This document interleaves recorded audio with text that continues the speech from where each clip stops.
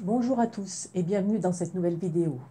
Alors aujourd'hui, je vais répondre à la question: quel est le but d'un ou d'une perverse narcissique dans la vie?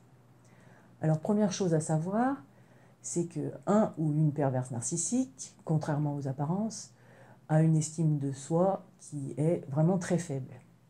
En effet, généralement, ce sont des personnes qui, dans l'enfance, n'ont pas été validées par leurs éducateurs. Alors pourquoi ce manque d'estime de soi?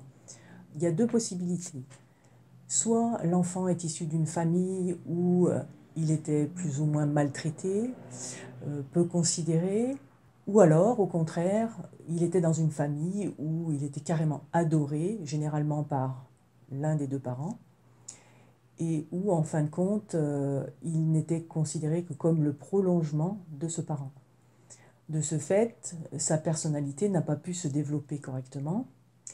Il n'a pas compris en fait qu'il était une personne à part entière, un individu unique, et s'est donc développé en fonction. Le fait de ne pas être considéré véritablement pour ce qu'il était a fait que cet enfant, inconsciemment, s'est coupé de ses émotions. Dans le même temps, il s'est créé une image grandiose de lui-même. Ainsi, un ou une perverse narcissique, durant toute sa vie, n'établira des relations que pour faire valider cette fausse image de lui ou d'elle-même. Image qu'il ou elle veut grandiose, évidemment. Il ou elle veut sortir du lot pour compenser les souffrances qu'il ou elle a connues dans son enfance. En phase de séduction, donc, vous ne lui renvoyez que des choses positives, puisque tout est si merveilleux. Donc, vous validez parfaitement l'image grandiose qu'il ou elle se fait de lui ou d'elle-même. Et tout est parfait. Malheureusement, au fil du temps, on apprend à se connaître et on note les petites imperfections chez l'un et chez l'autre. Alors pour vous, ça ne vous dérange pas plus que ça, mais pour un pervers narcissique, ce n'est pas possible. C'est inconcevable. Cela le ou la ramènerait trop à son enfance.